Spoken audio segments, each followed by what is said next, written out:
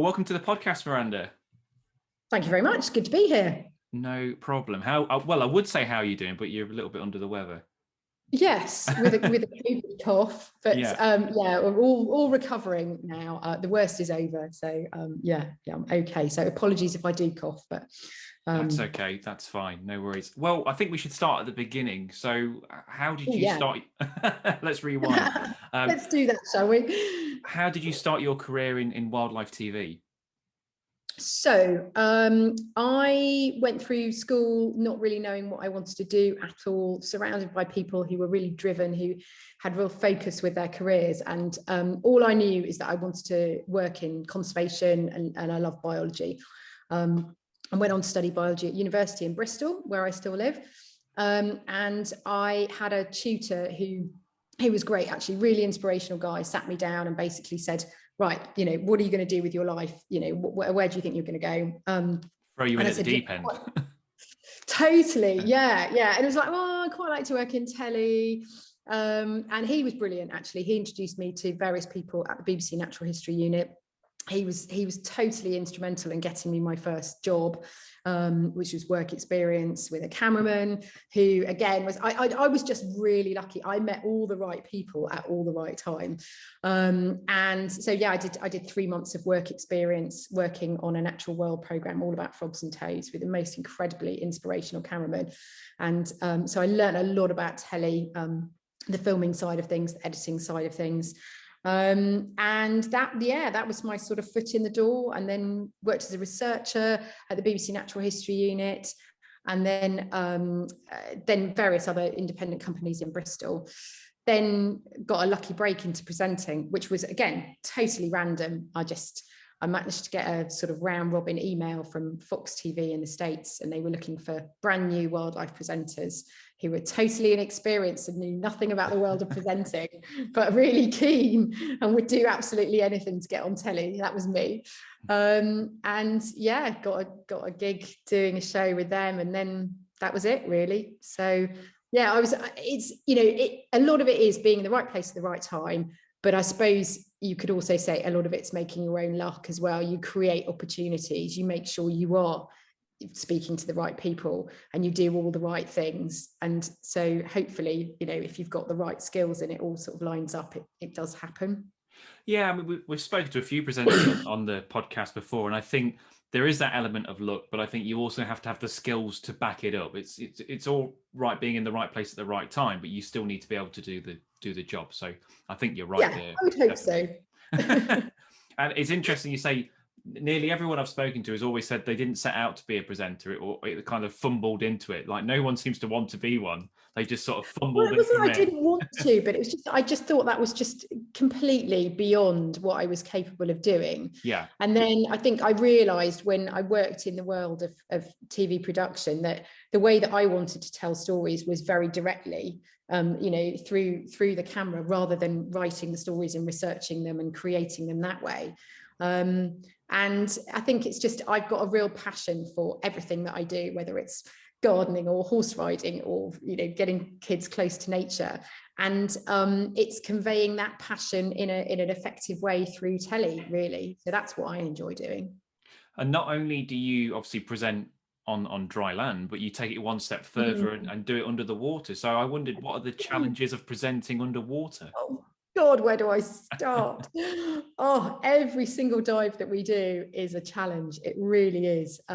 It's just, so I think the diving equipment, anybody who out there who's a diver is like, oh yeah, diving's really, really cool and it's really easy. But the diving equipment that we use just so often goes wrong and it doesn't fit very well. And we have these enormous masks with microphones in them, and maybe I've just got the wrong size face shape, but they don't fit very well. You just have to pull them incredibly tight to make them fit. So you start off in a way of sort of feeling quite uncomfortable underwater anyway.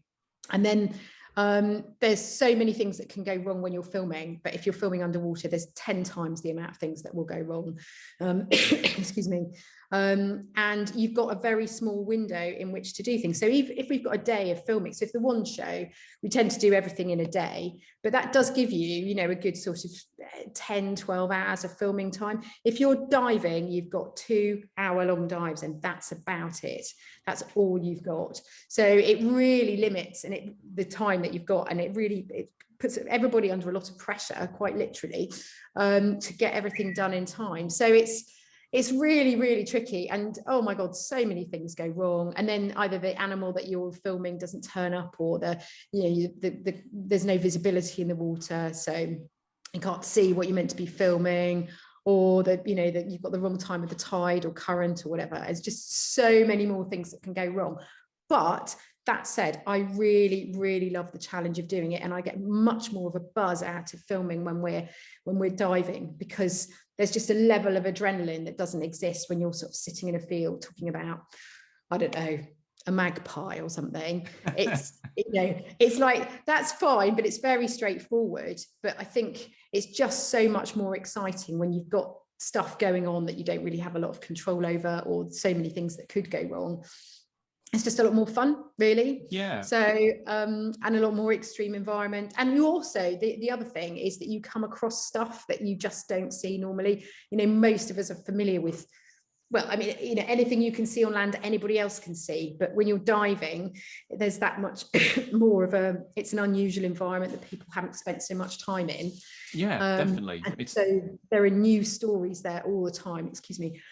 No, I agree. It's an alien environment, isn't it? And I was going to ask you, out of interest, with the full, because I've never used one of these full face masks. How do they stop it demisting? I mean, is it an ungodly amount of spit to stop it, or do they have like a little spray? That's how you stop your fog from demisting, is you spit it and then rinse it through. We are a bit more advanced than that. So we get sort of like hotel shampoo in a little bottle or something like that and put it in, which is really awful if you get water on that and then it goes in your eye.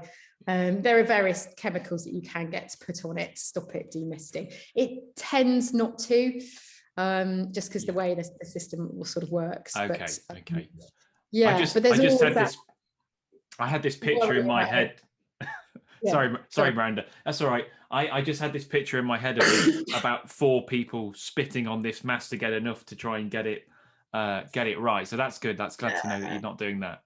No, there's all sorts of other things. We did have a contributor once who was sick in his mask. And of course, you can't take it off really quickly underwater. So that's the worst thing I think that's happened with the face mask. And obviously, if anything goes wrong and you have to take it off, you need to have a spare mask with you at all times.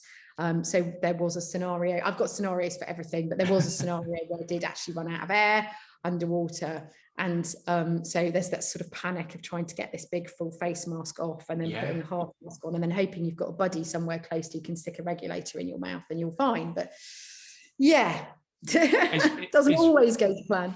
No, and it's one of the things with diving is that people don't, I mean, it's an amazing thing to do, and you see all this incredible wildlife, and I think it's hard to go wrong, but if you do go wrong, people are very casual about it, but it can be fatal or an accident or something. So it's something we should take seriously, or maybe I'm too serious, I don't know.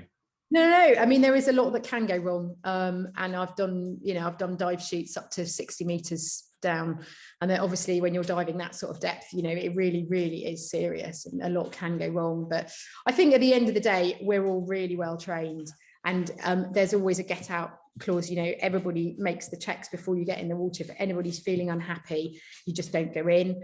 There is no pressure for you to do it, and if at any point on the dive you're feeling uncomfortable or something feels like it's not quite right, I'm old enough and brave enough to know that I can just get out of that situation rather than thinking, oh gosh, but we might not be filming what we're meant to be filming today. Actually, there's always tomorrow, and we might have blown the budget or whatever, but safety is so important. And I've learned that by having a number of instances happen underwater where things went wrong, and actually realizing that at the end of the day it's really important that I come out alive. And if you didn't film your very rare cuttlefish or whatever, then you know there's another day that you can go down and do it. So no, yeah. definitely you got to think about those things. And I feel more people are aware of our oceans now, and obviously that's something that you're synonymous with, and particularly plastic in oceans, sewage entering our seas. But I wondered what you thought were some of the biggest threats to UKCs, because it's often we see it on this very global scale, and of course it's all connected. But are there any major threats to the UKCs really? Oh gosh, where do we start? I mean, I think the amount of rubbish that we throw in the oceans is so alarming. And again, it's one of those things, if we saw it on land to the extent that it happens underwater, we'd be absolutely appalled. But we just don't see it because it's sort of all sinks down from the surface. And we see the stuff on the beaches, don't we? But we don't really, not enough of us put our heads underwater and actually see the detrimental effect of all of this. I've done a number of dives with a group based in Pembrokeshire who are called Neptune's Army of Rubbish Clearers, NARC. So it's a play on the word narc, which is, for divers out there know about being narked, is when you get narcosis. But they spend their lives diving and clearing up rubbish that's become tangled around all the fragile sea life in the Pembrokeshire coastline. And it is so devastating that people just chuck all this stuff in the water. It's just, when you see shopping trolleys and computers and they have, there's this saying, you've seen everything, but the kitchen sink. I've got a picture of actually one of them coming out of a dive holding a metal kitchen sink that somebody's chucked in the water. And there's all the monofilament line that comes sort of tangled around all the beautiful spider crabs and lobsters and things like that in the area. That makes me so upset. And all those images that we see of seals with things around their necks, and it's just absolutely devastating. Well, I think when there's something that we can do about it, that really upsets me. But there's so many other problems out there. Yeah, I know, we could be here all day. Yeah. I try to always talk about positive solutions.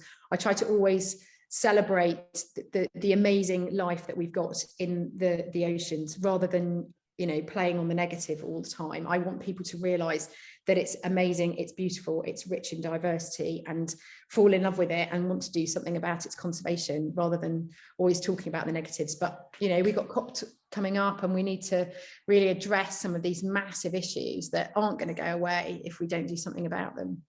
No, I think you're right. It's a really tricky one, isn't it? Because you want to highlight these issues to people, but at the same time, it can be a bit doom and gloom and almost get people down.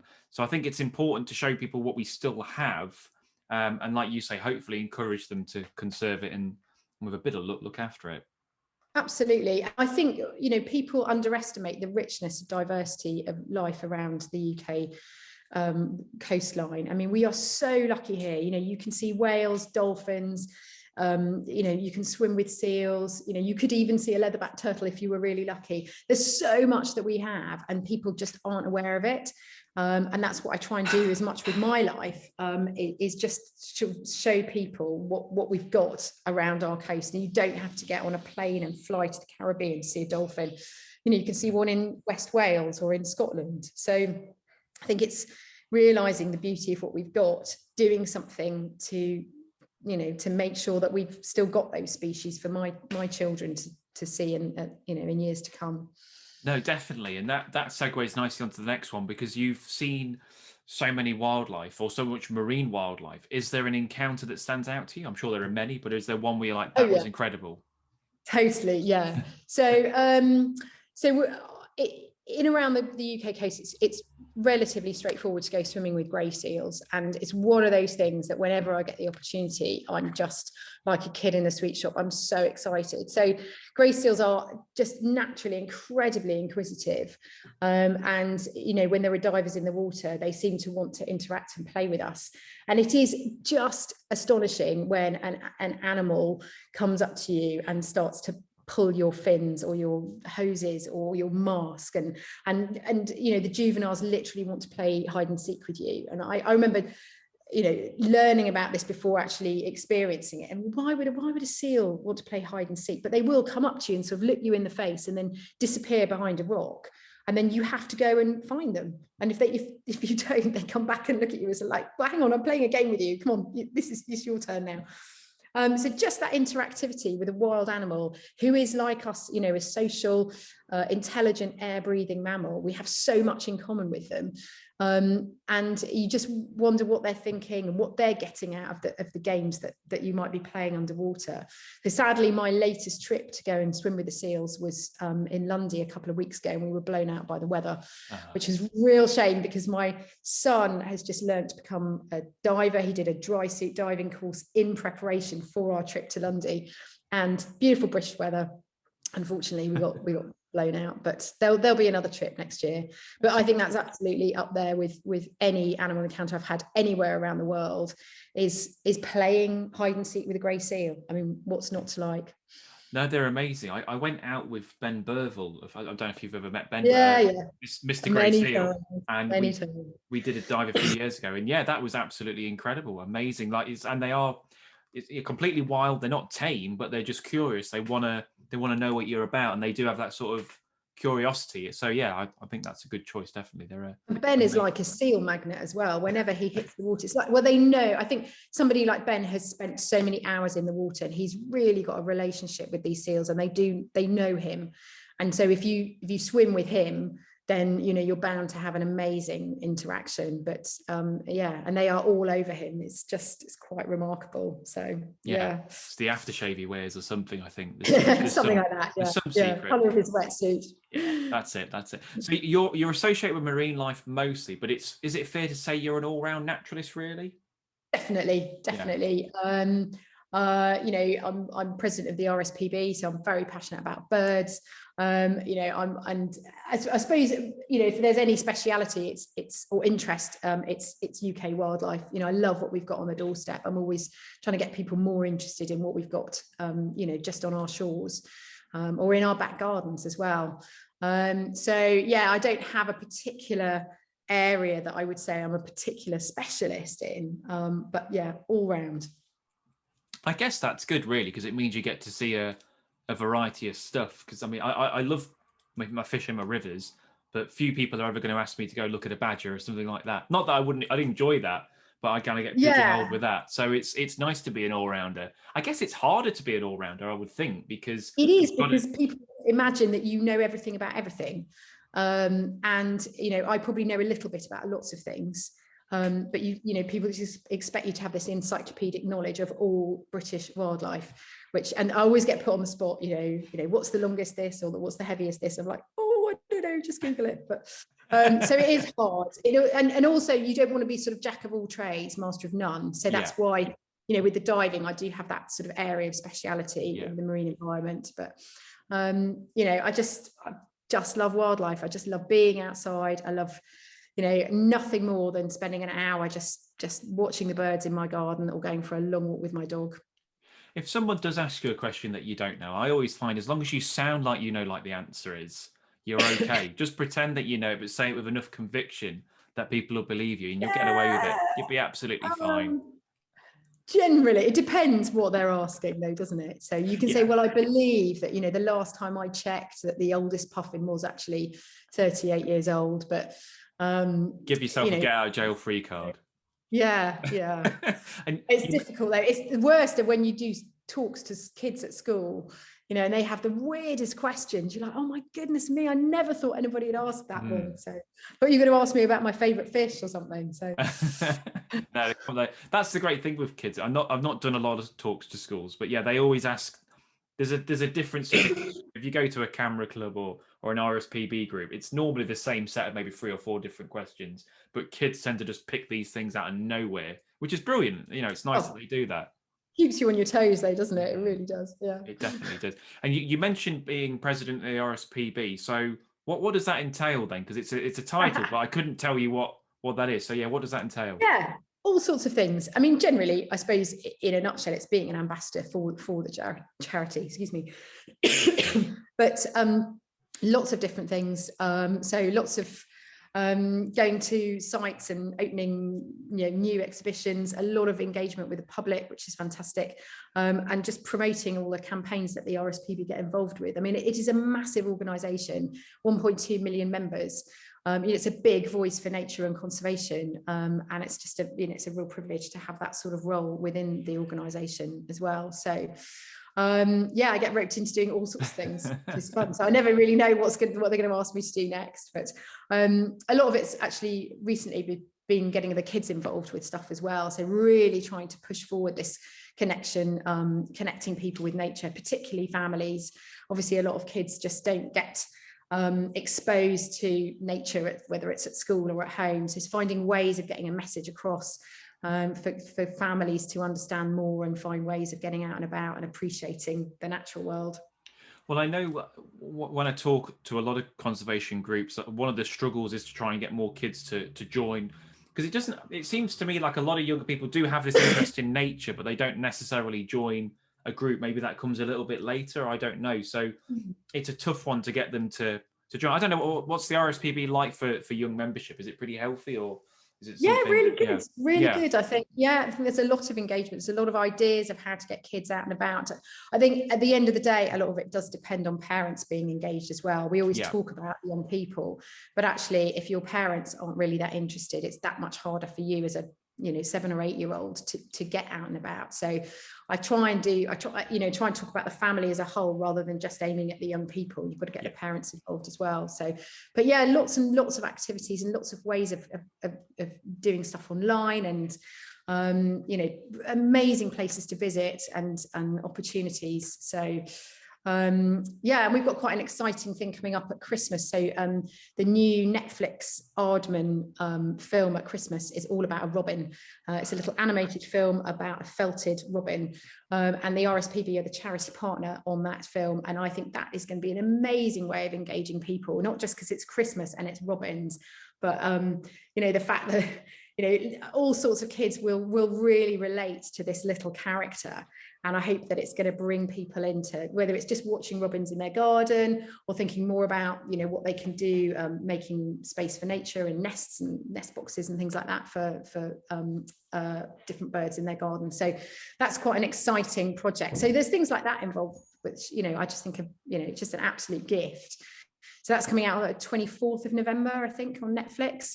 And there were lots of exciting ways of sort of promoting this as well. I can't share all of them with you, unfortunately, but it's really one to look out for. And that I know is going to run and run. It won't be just a one-hit wonder when this film's coming out, but actually that will be, that little robin character will be connected with the RSPB, hopefully, for a very long time. And when we do our Big Garden Bird Watch in January, which is, again, another way of getting people engaged in watching wildlife, hopefully the little robin will pop up again and again. So and presumably you're going to show the bloodthirsty nature of robins, how they are quite I don't know, I've not seen the film yet. I think it's all I think a lot of that is left. I think this is cute little baby robin rather than two male robins fighting each other. Because they can be buggers, definitely. I've seen something like that. Well, look, Miranda, it's been absolutely fantastic to catch up with you and have a chat. So thanks for coming on. Thank you very much. It's been an absolute pleasure. No worries. Take care. Bye. Take care. See you.